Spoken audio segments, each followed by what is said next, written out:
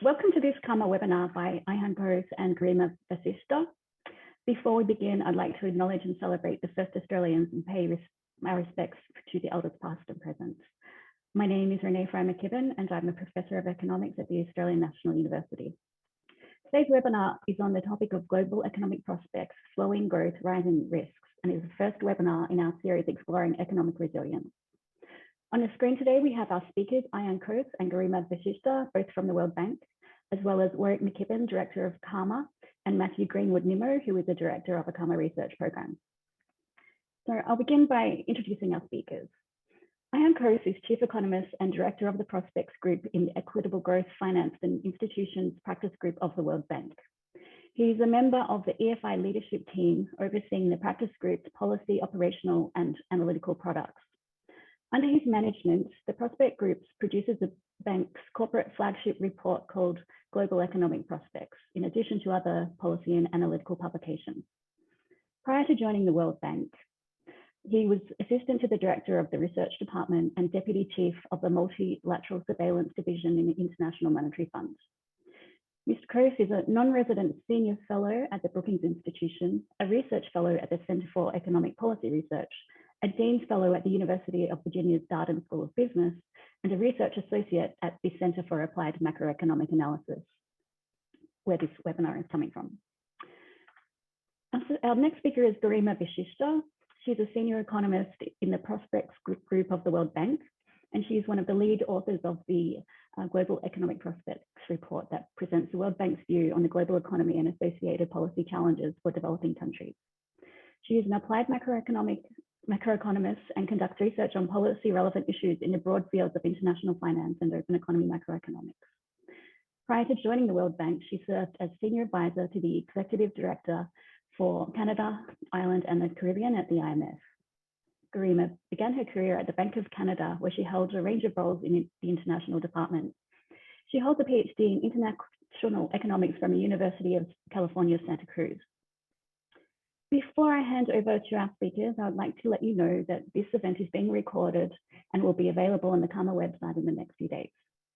If you'd like to ask a question, please use the Q&A button on Zoom. If you'd like to ask a question in person on the screen, please send me a private chat and I'll invite you to ask your question. So Ayhan, I will hand over to you. Stop my share. Thank you, Renee, and thank you for inviting us. It's great to be with you, with Warwick and Matthew. And I'm very happy that Garima is able to join us tonight. We are going to use a set of slides. Let me try to show them. Okay, good.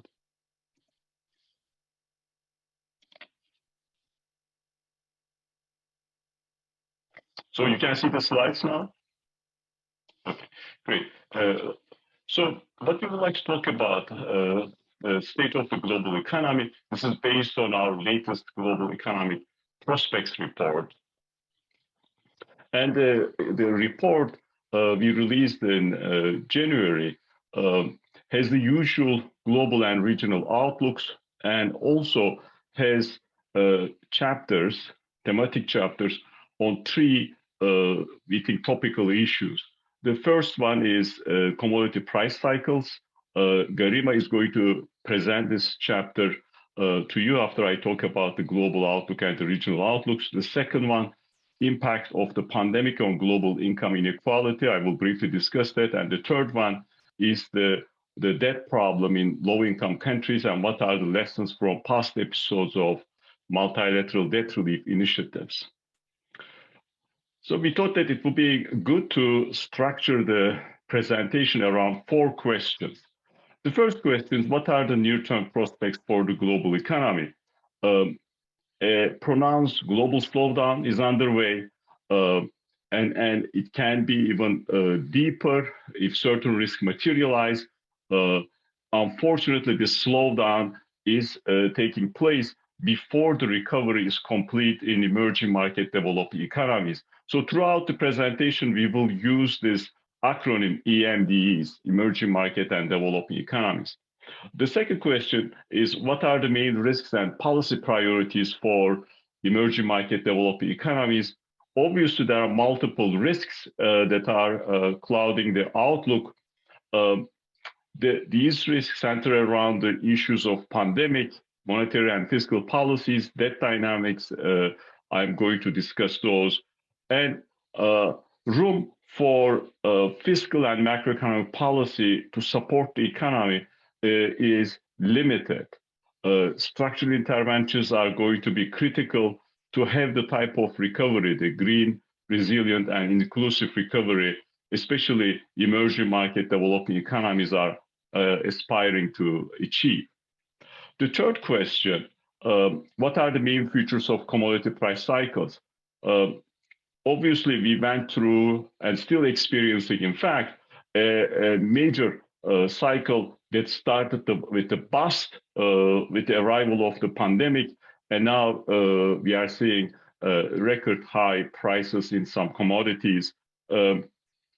This chapter Garima led looked at the history of these cycles, and one important observation from that study is that these booms tend to be much larger than slumps, even though the duration of these two phases of commodity cycles tend to be somewhat similar.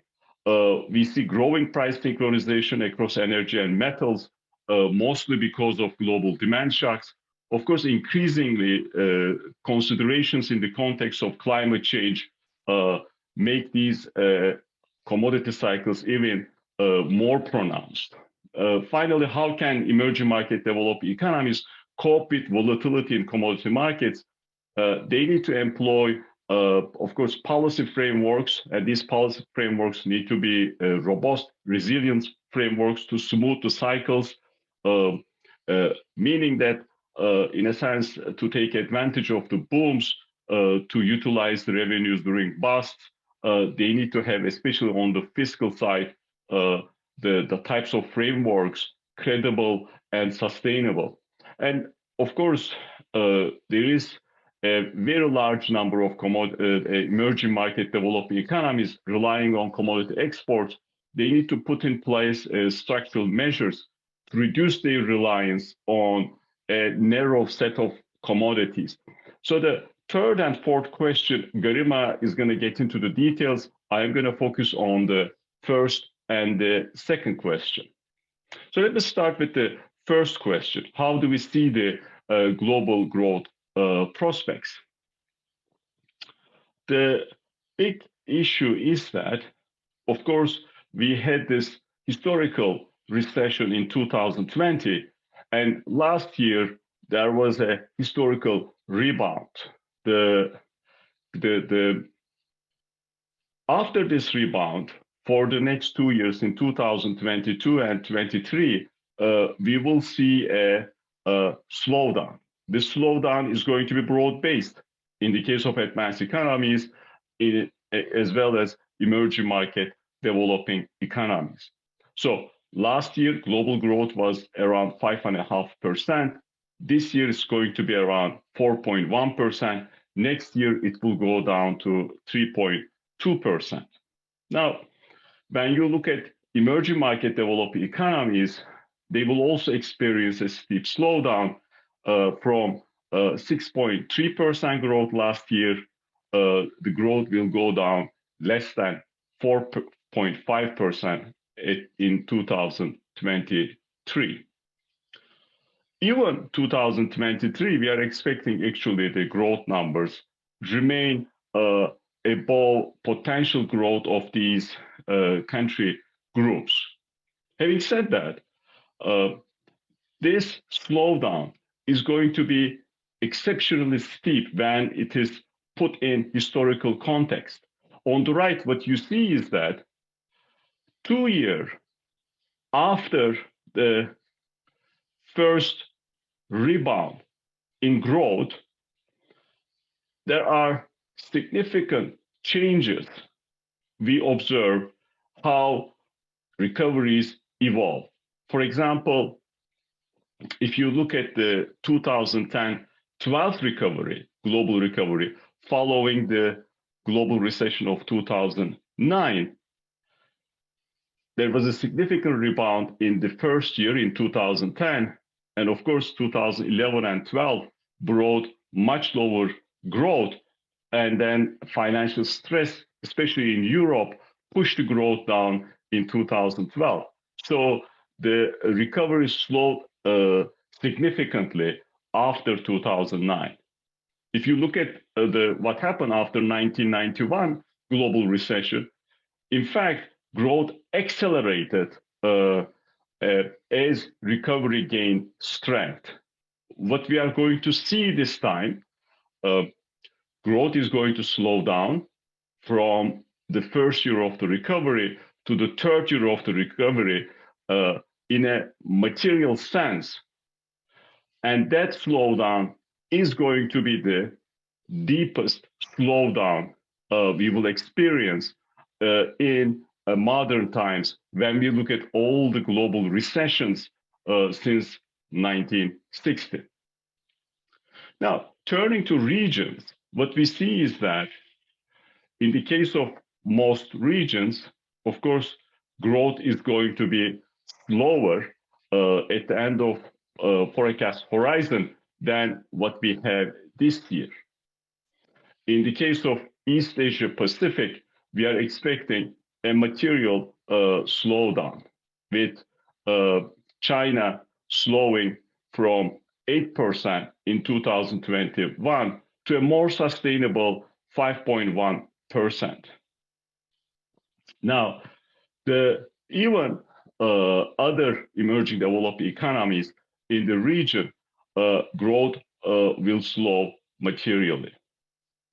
Now, why do we expect this slowdown? And we are pretty convinced at the global level, as well as in advanced economies, emerging market economies. Of course, one reason is that there has been pent-up demand, and that demand is now dissipating. That supported the growth last year significantly. The second important reason is that there have been unprecedented fiscal and monetary policy support, and that support now being withdrawn, and there is possibility that the withdrawal of that support is going to accelerate in the coming months. Now, when you look at Europe, Central Asia, Latin America, and the Caribbean, you see that there will be meaningful slowdowns, and a part of these slowdowns has been due to significant tightening of monetary policies in these two regions because of inflationary pressures. We are expecting robust growth in South Asia at the back of India. In the case of Sub-Saharan Africa, growth is going to stabilize around 3%. That growth, as much as does not translate into a slowdown, will not provide the type of momentum the region needs to overcome the challenges of development and, of course, the poverty. One of the important observations about the nature of this global recovery, how uneven it has been. One important statistic in that context is what you see on the left. Advanced economies are going to go back to their pre-pandemic trend output levels by 2023. When you look at emerging market developed economies, the output by the end of 2023 will still be 4% below what they were going to have if they did not experience the pandemic. In the case of small states, the impact is going to be even larger. They are going to see a significant, gap relative to their pre-pandemic trend by even 2023, around 9%. When you look at investment dynamics, there you also see the uneven nature of the recovery. When you look at advanced economies, they are going back to their pre-pandemic trends by the end of 2023. In the case of emerging market developing economies, we think that investment is going to basically stall during the next 2 years and will remain far away from what we had in our projections pandemic. Now, when you put this unequal nature of recovery in a broader context, you always think about what has been the impact of the pandemic on inequality, of course, poverty. One thing is very clear: the pandemic increased inequality when we think about income inequality across countries. This is quite a different result than what we had after of course, the 2009 global recession. And that's exactly what you see on the left. During the 2009 global recession, in fact, inequality across countries has declined, primarily because emerging market developed economies were able to utilize the policies to protect themselves. And of course, that global recession was mainly financial sector challenges in advanced economies. This time around, advanced economies, as well as emerging market developing economies, buffeted by the COVID-19 shock, advanced economies put very large fiscal and monetary policy support. Emerging market developing economies try to do the same, but still much smaller scale. And at the end, the implications of the pandemic when it comes to inequality was much more pronounced in the case of emerging market developing economies. The other important observation is that how poverty increased because of the pandemic after 2 decades of progress in terms of reducing poverty around the world. And that's exactly what you see in the middle panel.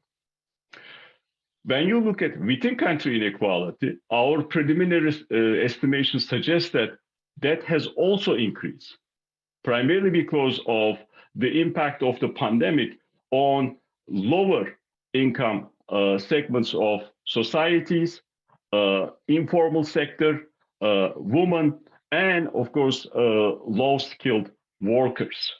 So the pandemic translated into higher inequality and higher poverty. Let me turn to the second question. What are the main risks and policy priorities for emerging market and developing economies against this somber background? There are multiple risks, and there is a possibility of hard landing in the case of emerging market developing economies if some of these risks materialize, and given the very limited policy space they have.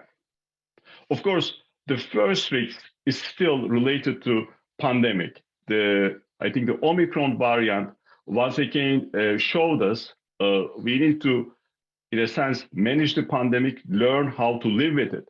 There's a possibility of new outbreaks. There's a possibility of new variants. So those risks are still there. That basically emphasizes importance of vaccination everywhere, everybody, as quick as possible. The second important risk is elevated inflationary pressures, which I am going to discuss in detail, and related to that, financial stress if major central banks undertake a faster than expected tightening cycle. Related to inflationary pressures, we are also worried about persistent supply bottlenecks, especially in the context of major hubs of commercial activity. And those supply bottlenecks have been with us for much longer than what we predicted and most others predicted. With inflationary pressures on the one side, supply bottlenecks on the other side, and still pandemic overshadowing the activity, there is quite a bit of tightening in labor markets, especially in some advanced economies. And with that, price pressures are high, and there is the possibility of they will remain high for the foreseeable future. Climate-related risks, of course, the important, and I think that they are more visible and more impactful as we see around the world. Beyond the near term, weaker long-term growth prospects, even weaker than what we have been projecting, is a material risk we need to think about, given the issues of inequality and poverty and how those challenges have become even larger because of the pandemic. Ultimately, these types of risks translate into larger social tensions, and those tensions have implications, of course, when we think about discourse of policies, as we have seen over the past 5 years in advanced economies as well as emerging market economies. Let me talk about the main risk we have been focusing on recently, inflation. Now, after the collapse with the arrival of the pandemic, inflation has increased significantly everywhere. In advanced economies, we now have the highest inflation rate since 2008. In emerging market developing economies, we have the highest inflation rate since 2011. And when you think about these inflationary pressures driven by both on the demand pressures, as well as, of course, the supply bottlenecks and recent increases in commodity prices, we worry about the central bank's reactions to these price pressures. Inflation is not a problem as long as it is under the target of the central bank at a reasonable degree. As you see in the middle panel, for more than 50% of emerging market developing economies, inflation is now above target. These, of course, the countries that target inflation. Because of that, over the past 15 months, a number of emerging market developing economies started increasing policy rates, as you see on the right. Now, policy rates in emerging market developing economies, excluding China, is at a point the rates are higher than what they average over the past decade. Because of the increase in policy rates, financial conditions in these economies have started tightening, while financial conditions still remain quite accommodative in advanced economies. These tightening financial conditions create all types of challenges, especially for emerging market developing economies with significant debt burden, and if that burden is in foreign currency denominated assets.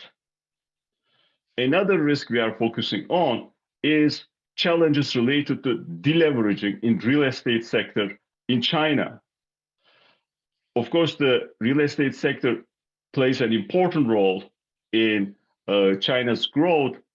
The challenges in balance sheets of large real estate companies are well known. In the case of China, Chinese authorities have been prompt in undertaking measures to contain these risks. And we are hopeful that this deleveraging in China is going to take place smoothly in the coming months and years. There is an important connection between, of course, fiscal policy and monetary policy. A number of emerging markets and developing economies employed wide-ranging accommodation measures during the pandemic. Because of that, sustainability gaps widened. Even though these gaps narrowed last year, they are still far away from the levels necessary to stabilize that in the medium term. When we have these types of deep downturns, global recessions, that continues to increase in the near term. That happen in multiple global recessions at the global level, in advanced economies, as well as emerging market developing economies. Given the financing needs, given the infrastructure investment needs, given the needs related to climate change, emerging market developing economies in all likelihood will have even larger debt burdens in coming years. Over the past 15 months, we also saw an important sea change in the context of fiscal policy. In 2019 and 20, fiscal policy was supporting the recovery, as you see on the right. But last year, emerging market developing economies already started withdrawing policy support, and they will continue doing so to basically reduce record levels of debt and deficits. So the fiscal policy is going to remain a drag for activity in addition to monetary policy being withdrawn. In the context of emerging market developing economies, there is an important link between inflation expectations, inflation, debt, and activity. When you look at inflation expectations, they are still quite sensitive to inflation surprises. This is not the case in advanced economies anymore. This sensitivity is even higher when countries have larger public debt stocks and weaker transparency of central banks. In the absence of well-defined monetary policy frameworks like inflation targeting, inflation expectations become quite vulnerable to inflation surprises. So it is much easier to see an inflationary spiral in these economies in the absence of a well-defined policy target, the policy framework. But more importantly, inflation has a significant impact on investment when there is uncertainty around inflation and inflation expectations. And that impact tends to be quite significant in emerging market developing economies. Now, what are the policy priorities against this background of prospects and risks? Ultimately, policy priorities have to focus on sustaining the recovery, making it more green, more resilient, and more inclusive. The first priority is controlling the pandemic. At the global level, policymakers need to make sure there is equitable access to vaccines and they can reduce the threat of new variants. There is still significant vaccine inequality. In low-income countries, vaccination rates much lower than what we see in major emerging markets and in advanced economies. So it's necessary to accelerate the vaccine rollout in low-income countries to basically mitigate the impact of new outbreaks and prevent the likelihood of new variants. A second important policy priority is ensuring macroeconomic stability.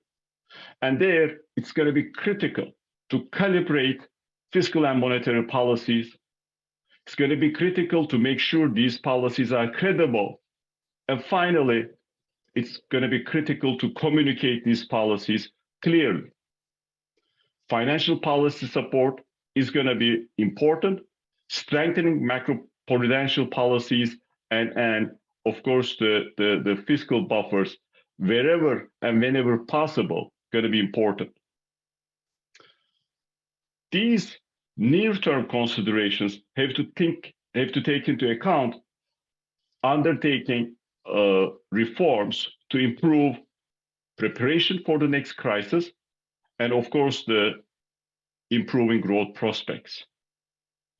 All of these policies will require thinking the role of climate change and how climate change will affect, of course, the formulation of policies and how countries can mitigate the impact of the climate change, adapt to climate change in some cases. So let me turn to Garima, so she can tell us about this chapter she led on commodity price cycles. Garima? Thank you, Ayan. And good morning and good evening, everyone, depending on what part of the world you're in. It's a pleasure to see so many participants in this webinar. So Ayan gave a broad-based overview of growth prospects for the global economy and emerging market and developing economies, broadly speaking. But commodity exporters face additional challenges. So in the Global Economic Prospects Report, we've dedicated an entire chapter to analyzing the main features of commodity price cycles, their underlying drivers, and the policy implications for commodity exporting EMDEs. So what I'm going to do is present some key highlights from that analysis. Next slide, please. So as I'm sure is well known to this audience, there have been huge swings in commodity prices over the past 18 months or so. For instance, in April of 2020, at the peak of the pandemic, the WTI price actually went negative, but then oil prices rebounded quickly. And in October of that year, prices reached their highest level since the 2014 crash. Now, everything about the past 2 years has been exceptional, and that's very true for commodity price movements. What we did in the Global Economic Prospects Report is we did an event study to compare the behavior of commodity prices during the 2020 global recession with price movements around global recessions and slowdowns over the past 50 years. So what you see in these graphs is the gray shaded areas show you how energy, metals, and agricultural commodity prices moved through previous global recessions. The red line shows you the median of past global recessions, and the blue line shows you the current rebound in commodity prices. So what is clear from these charts is that both the collapse and the rebound in commodity prices since the start of the pandemic have been exceptionally quick and strong. Now, of course, this partly reflects the fact that the pandemic-related recession was rather short-lived in comparison with previous recessions, which were more protracted in general. But at the same time, there have been commodity market specific disruptions that drove up prices. And the ongoing climate change may cause more of these disruptions, as Ayan alluded to. I'll get back to this point in a minute. Next slide, please. Now, of course, commodity price swings are not a new phenomena. In fact, commodity price cycles are a persistent feature of commodity markets. What we did in the JEP report was we did a deep dive into the features and the drivers of price cycles for a very large set of commodities. And we use standard techniques that are used to study business cycles and apply these to 67 commodities from the World Bank Commodity Price Database from January 1970 to October 2021. So we looked at a 50-year period. So what are some of the stylized facts of price cycles over the past 50 years? Well, first, we found that the average commodity price cycle took about 6 years. So the chart on your left shows you the average duration in months of cycles for 3 major commodities. Second, we found that on average, booms were larger than slumps, as you can see in the middle chart. We also found that the speed with which prices increased in booms was faster than the speed with which prices declined in slumps. And this was about 4 times as fast. Another interesting finding is that these price cycles are highly synchronized across commodities, and they're also highly synchronized with the global business cycle. So the chart on the right shows that on average, commodity prices were in the same cyclical phase as global industrial production about 60% of the time. Next slide, please. Now, these commodity price cycles, as we well know, can cause significant policy challenges for commodity exporters. Economic activity in commodity exporting EMDs tends to move quite closely with commodity price cycles. And we have several of these countries among our client countries. In particular, if you look at the exporters of different kinds of commodities, you see that oil and gas exporters tend to be more reliant on commodities in comparison with metals and agricultural commodity exporters who are somewhat less reliant. So just to give you a sense of the magnitude of commodity reliance, the chart on your left shows that resource sectors in oil exporters make up for more than half of exports. And the chart on your right shows that the resource rents are up to 10% of GDP for oil exporting countries.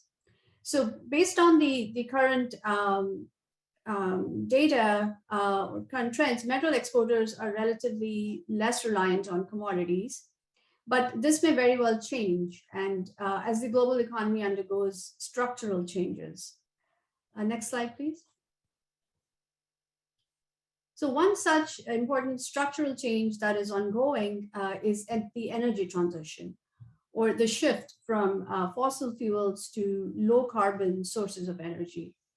And this trend is likely to accelerate over time, and it's likely to lead to significant shifts in the patterns of commodity demand. This is because renewable energy generation is much more metal intensive than traditional energy. The chart on the left and the middle chart shows that copper and chromium, for example, are used heavily in the generation of renewable energy. Similarly, the trend towards hybrid and electric vehicles, these vehicles are much more metals intensive than those that use internal combustion engines, as you can see in the right chart. So the point here is that as this energy transition proceeds, countries that export metals may see strong increases in demand for certain metals. And these countries may become increasingly resource dependent. And so much so that some academics and commentators have already started referring to metals as the new oil. Now, if you layer on top of this climate change and more erratic weather patterns, and we may end up seeing repeated and more pronounced commodity price swings compared to what we have seen in the past. So, and we saw a bit of this already last summer when there was exceptionally hot weather in the Northern Hemisphere, which boosted demand for cooling and in turn boosted demand for electricity. Now, on the supply side, there were droughts in several countries, which led to reduced generation of hydropower. In Europe, you had there were reduced wind speeds, which led to lower or reduced generation of wind energy. So together, these events led to a sudden surge in the demand for fossil fuels. And so going forward, this kind of volatility may happen more often if investment in fossil fuels remains weak and investment in renewable energy sources is not increased quickly. Next slide, please. So this brings me to what emerging market and developing economies can do in terms of policy responses to cope with commodity market volatility. Next slide, please. Now, commodity exporters, or as I was just starting, future commodity exporters face their own set of complex challenges. Now, these countries need to take steps to live with commodity cycles, and many countries have done so already. And they also need to take measures to decouple from these commodity price cycles. Now, some of the policy frameworks that can help smooth the economic impacts of commodity price cycles include fiscal rules, sovereign wealth funds, flexible exchange rate regimes, and robust macroprudential policies. Now, at the same time, countries can also take steps to decouple from global commodity cycles by economic diversification. Now, as shown in the chart on the right, energy exporters are much more reliant on energy exports for fiscal revenues. In the JEP report, we provide a very rich discussion of countries that are often cited as successful examples of export diversification. For example, Indonesia, Mexico, Malaysia are often mentioned as examples of countries that have had some success in export diversification or diversifying away from oil. And Chile has also had some success in diversifying away from copper. But of course, as we know, export diversification is not often realistic or practical, and especially so in the short term. So this raises the question of what else can countries do, or what can they do in addition? And we argue that commodity exporters can invest in windfall gains from commodity booms into diversifying their national asset portfolios. That is, invest in quality education and healthcare, quality infrastructure, strengthening institutions, as well as a better business climate that can encourage investment outside the resource sector and hence reduce reliance on resources. The next slide, please. Now, as Ayan mentioned earlier, one of the important challenges facing policymakers in emerging market and developing economies is the rising threat of climate change. Now, as the left panel shows you, greenhouse gas emissions are expected to increase sharply in 2021 and likely to decline only gradually in 2022. The losses due to natural disasters such as floods, heat waves, storms, and droughts, which are becoming more frequent, these losses from these events are likely to be particularly pernicious for vulnerable groups in poorer countries, which have a more limited capacity to respond. The government, civil society, and corporations need to work together to accelerate progress in meeting the goals of the Paris Agreement on climate change, with a particular focus on reducing the economic, health, and social impacts of climate change on the most vulnerable. And as I just mentioned a couple slides ago, it is also very important to address the challenges associated with the transition towards renewable sources of energy. And this is true for commodity exporters, where the transition away from fossil fuels and towards low carbon technologies is likely to have significant long-run consequences. And then the chart on the right, we can see that the share of renewable energy in global energy supply has increased sharply over the past 20 years. And this is expected to continue to increase further. And so as a result of these changes, producers of fossil fuels are likely to see demand for their exports plateau and decline further. And this could lead to a fall in fiscal revenues and deteriorating terms of trade. And on the other hand, producers of commodities that are used as inputs in emerging green sectors are likely to benefit. And next slide, please. So to sum up the what I've been arguing is that the sharp swings in commodity prices that we saw in 2020-21 are a reminder of the need for policies to manage and contain the economic consequences of such volatility. And this is especially the case for emerging market and developing economies. Now, commodity price cycles won't go away, so countries need to take steps to live with them. And here's a list of reforms that countries can undertake. Now, I won't go through them in detail because this is very much back to the basics, but good policies remain good policies over time. Now, of course, the appropriate policy responses will need to be country specific, because commodity exporting emerging markets are a diverse group, each with its own characteristics with respect to the degree of commodity reliance, the flexibility of markets, the adaptability of domestic institutions, and so on. So there is no one size fits all approach. Next slide, please. So to wrap up quickly, I would like to leave you with 4 key takeaways. First, we are seeing a pronounced global slowdown even before the recovery is complete in emerging market and developing economies.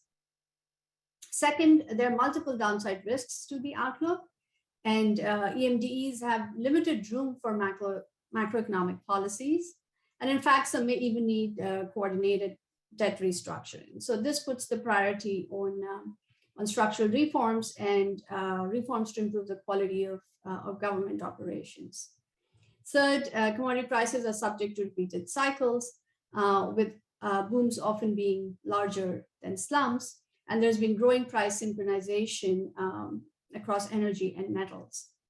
And last but not the least, emerging market and developing economies need to adopt robust macroeconomic policy frameworks to manage the impact of commodity cycles, and they need to undertake reforms also to decouple from commodity price cycles.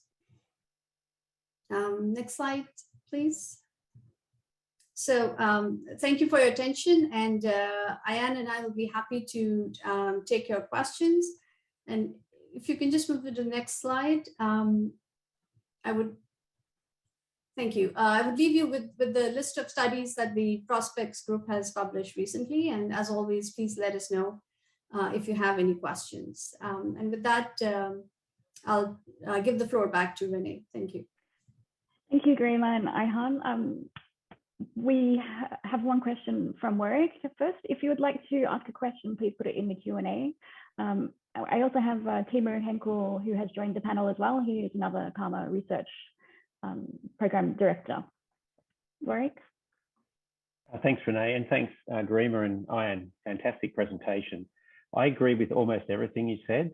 The one issue I was surprised was the idea that the best monetary framework in the middle of a supply shock is inflation targeting. I mean, in the literature, you classically would think that a nominal income target would be much, much better for emerging countries because, and even for advanced economies, because with a supply shock, as inflation rises, output falls. If you have an inflation target, you tighten monetary policy and make the output losses bigger. So it seems to me that I would think now is the time that we've learned that the demand shocks for which inflation targeting had been invented have been replaced by very serious supply shocks and demand shocks. Actually, as you mentioned, there's both supply and demand shocks, and surely nominal income targeting or something which allows for this trade-off between inflation and output would lead to less tight monetary policy and less problems that we're seeing emerging in some countries. Thanks.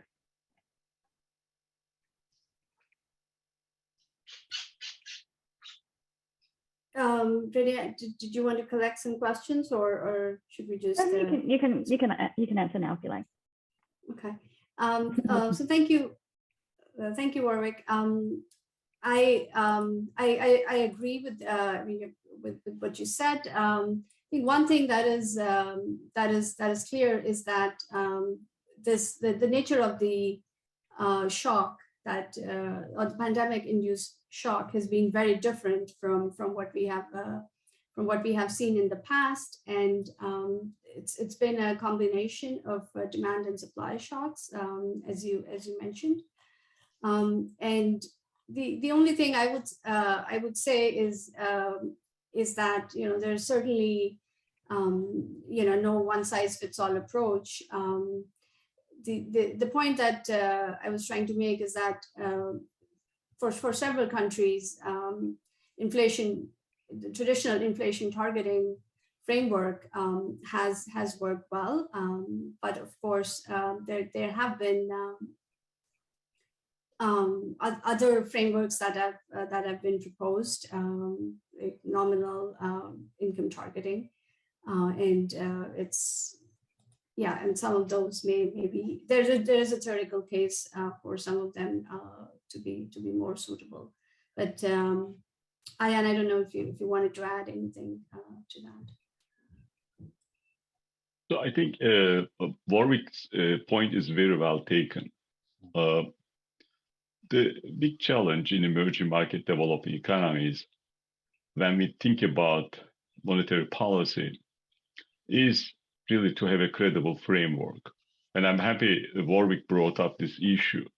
Forget about whether commodity exporters, they are exporters or importers for a minute. In many cases,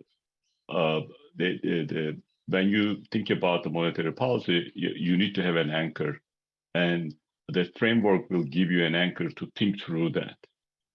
A number of emerging market developing economies undertook measures. Most of them, emerging markets moved to inflation targeting. Because of that, they were able to better control inflation expectations, reduce the impact of inflationary surprises on inflation expectations. So all in all, we're able to contain monetary policy pressures. And in recent, of course, times, they were increasing interest rates to respond to the inflationary pressures.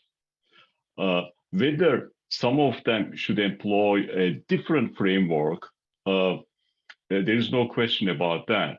And that framework will depend on the certain considerations, including the nature of shocks, as Warwick mentioned. The bigger challenge is that, and I think most people would agree, but we have seen a serious deterioration in the credibility of these policies in many countries over the past decade. Inflation targeting frameworks are there in place when you look at the central bank laws, but there is not much independence and there is not much transparency. So we are, in a sense, really worried about, as these economies experience the first tightening cycle, the meaningful tightening cycle, after a very long time period, they will run into serious difficulties in containing inflationary pressures. And we see the examples of that in multiple regions, including Latin America, Europe, Central Asia, and of course, Middle East. So the challenges are there, Warwick, and as Garima said, there is no one-size-fits-all policy, but they need to have at least one credible framework. As much as some of them say that they have a framework, they are not necessarily following the framework. We might move on to Timur now. I think he has a question related to inflation as well, so we'll just stay on that theme. Yes, thank you. Hi. Yeah, important discussion there. And thank you very much for what you presented. There was a lot of data, a lot of information. I think I need a little bit more time to digest it all and understand it all.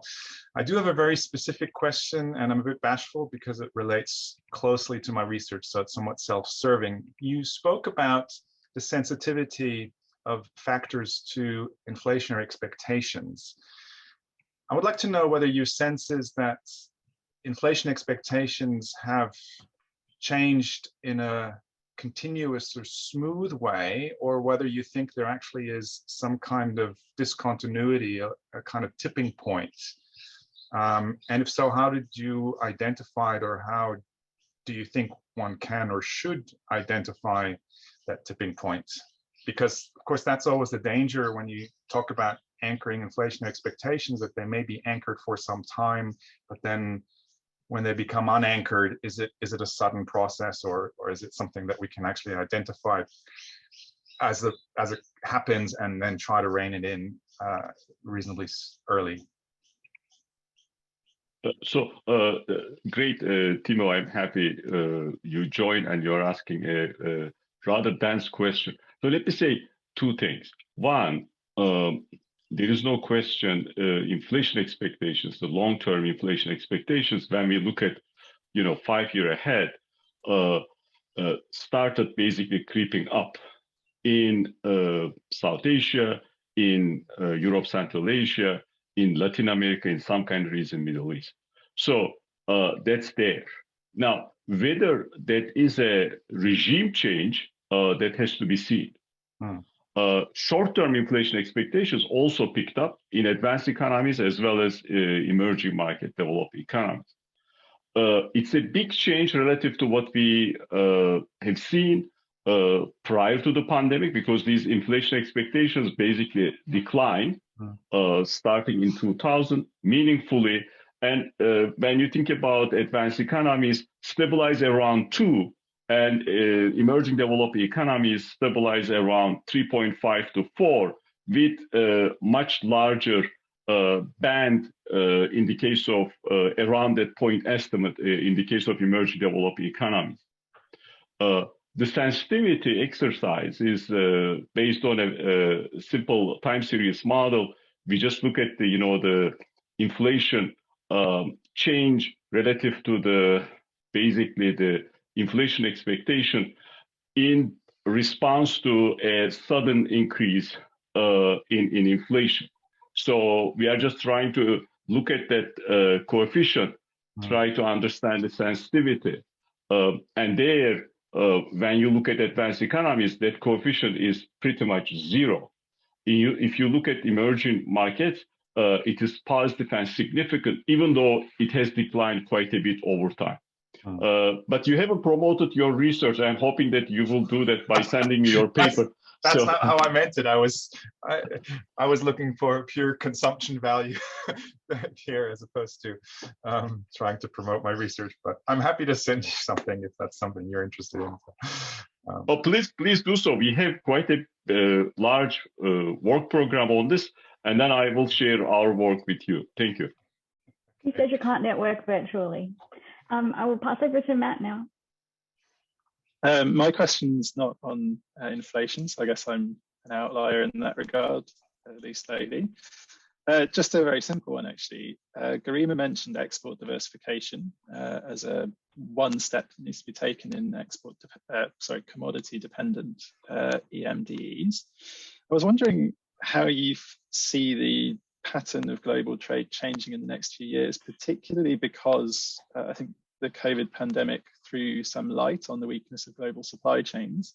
And we can already see changes coming from, politically motivated changes coming from some developed markets, for example, the US and Europe investing heavily in semiconductor technology to improve their capacity.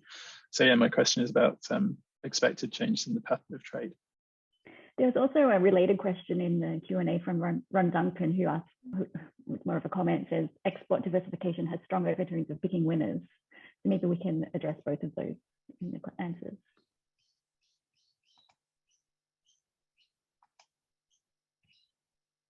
Yeah, I can start with the second one on export diversification.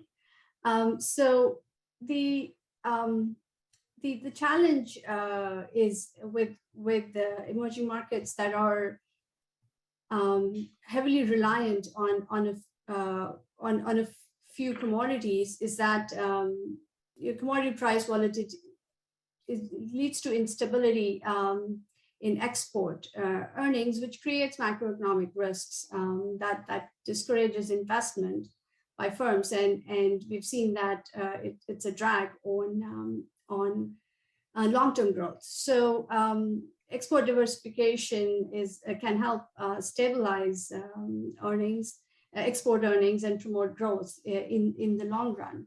But of course, it is as you mentioned, it is challenging. It is often not practical, and especially in the long run. So and the report does acknowledge that, and it provides a set of examples of countries that have done it successfully. But we do acknowledge the limitations of trying to promote export diversification, especially in the short run. And as the other thing that we emphasize as complementary to export diversification is diversification of national asset portfolios. That is the importance of building human capital, reducing barriers to competition, and promoting a better business climate that can reduce the reliance on commodities. So that's what I would say to that. On the first question, on the potential changes in the patterns of trade. So that is not something that we have looked at closely in the context of commodities, but you're absolutely right that there have been changing patterns in global trade since the onset of the pandemic. There's also been a shift towards consumption of goods as opposed to services, which has also contributed to all the supply chain issues, in addition to the restrictions imposed by the pandemic. And I also agree that the energy transition will also lead to an increased demand for metals that are, for example, used in electric vehicles and hybrid vehicles and so on. So there may be there will be an increased demand for metals that are used in these technologies. But Ayan, I don't know if you wanted to come in and add something on trade in general. So the trade issue, Matt, obviously we saw the challenges associated with supply chains during the pandemic. One important observation is that we also saw the resilience of supply chains during the pandemic. The trade took place, the manufacturing trade took place, and of course, firms realized excessive reliance on certain suppliers. They rerouted their suppliers, but not necessarily they basically brought the supply chain, basically shortening the supply chain and absorbing the supply chain to their own countries. Now, there are some certain sectors they have done that. There are certain examples, but is it a broad-based phenomena? So far, I think the jury is out on that one. The big issue, of course, these inflationary pressures can also have impact when companies think about supply chains. In fact, they might end up further diversifying the supply chain, lengthening it because of these inflationary pressures. I agree with Ron's point. At a fundamental level, one can think of diversification of exports is a policy of picking winners. And there are not, lots of countries out there, they have done diversifying their exports in a, reasonable time period. The issue is that, as we discuss in this chapter, these commodity exporters, especially exporters of, oil and other commodities, major sources of greenhouse gas emissions, have no choice but to diversify. And they need to diversify faster than whatever they tried before. And that, how fast that has to be, we need to see. And we see the challenges for the global economy when we think about transitioning to, renewable energy, as the past 2 years clearly show. But the point Garima mentioned is critical. These countries need to find a way to diversify their asset portfolios, even if they're unable to quickly diversify their export base. And there is no question what they need to do in terms of infrastructure, in terms of investing in human capital, and finding ways to adopting digital technologies, and in a sense, educating the labor force in a different way, so there are job opportunities above and beyond these resource sectors when these resource sectors cease in the case of certain commodities. But let me stop there, Renee. Okay, thank you. I think we're at the end of time anyway. So thank you so much, Ayhan and Agrima, for spending some time with us on your Wednesday evening. We'll let you go and have some dinner now, and everyone here can go and have a morning coffee. So please join me in thanking Garima and Ayhan. So thank you for joining us today.